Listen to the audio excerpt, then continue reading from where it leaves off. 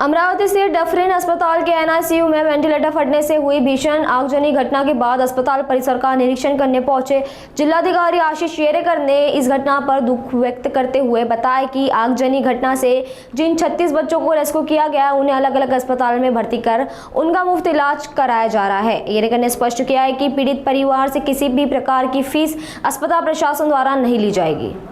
आज दिनांक 24 ऑगस्ट रोजी सकाळी 4:30च्या सुमारास ही एक दुर्घटना आपल्या डफरिन हॉस्पिटलचं जे आपलं NICU आहे त्याच्यामध्ये घडलेली आहे। यामध्ये एकूण 39 बालके त्या ठिकाणी होते, 2-3 विंग्स मिळून। त्यामध्ये 3 बालकांचा या सर्व आगीच्या दरम्यान आणि जे धूर त्याच्या पश्चात झाला आगीच्या त्याच्यामध्ये मृत्यू झाला आहे आणि 36 बालकांना आपल्याला तिथून रेस्क्यू करण्यामध्ये त्या ठिकाणी यश आलं। त्यामध्ये जे 36 बालक आहेत ते आता वेगवेगळ्या आपण हॉस्पिटलमध्ये रेफर केलेले आहेत।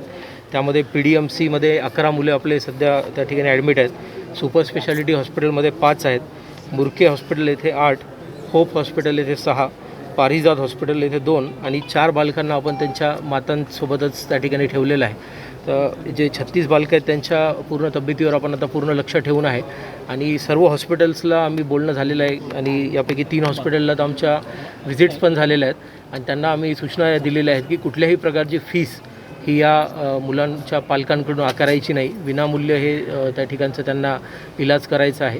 त्याचं काय प्रोव्हिजनिंग करता येईल ते आम्ही त्या ठिकाणी करू, पण ह्या बालकांचे जे पालक आहेत त्यांच्याकडून कुठल्याही प्रकारची फीस आकारू नये अशा पद्धतीच्या सूचना त्यांना देण्यात आलेल्या आहेत। आज माननीय आरोग्यमंत्री महोदय यांचीसुद्धा दुपारी अमरावती येथे भेट दौरा त्या ठिकाणी आयोजित आहे।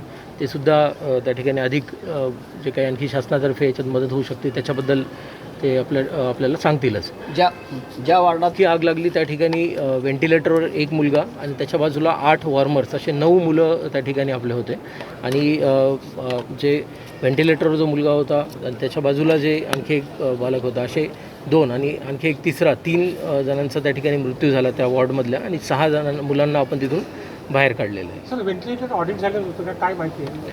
मी आता तेच डॉक्युमेंट्स चेक करत होतो, तर त्याचे जे वेगवेगळे पॅरामीटर आहेत, काही समजा वॉर्मर्स असतात तर त्याची कॅलिब्रेशनची डेट आहे, तर ते सगळं त्या ठिकाणी झालेलं आहे।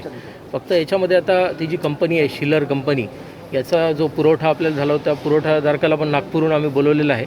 त्यांनी पण त्याचं जो इक्विपमेंट आहे त्याचं एक प्रकारचं ॲनालिसिस करावं, कारण असंच एक घटना 2023मध्ये पण इथे रिपोर्ट झालेली आहे। त्यामुळं वारंवार जर असं होतं आहे आणि इक्विपमेंटमध्ये काही त्या ठिकाणी फॉल्ट आहे का हे चेक करण्यासाठी आम्ही त्यांनाही बोलवलेलं आहे।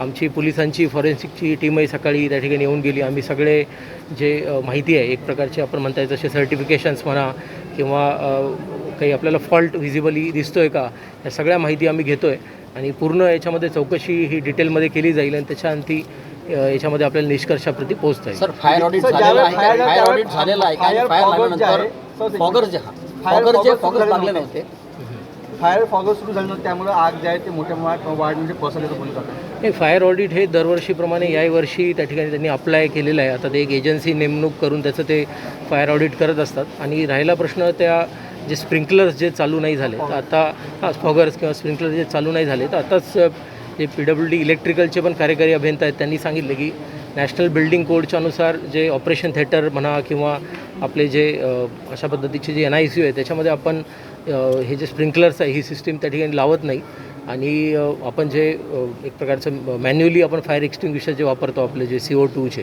तेच आपण त्या ठिकाणी वापरत असतो असं त्यांचंही हे आहे।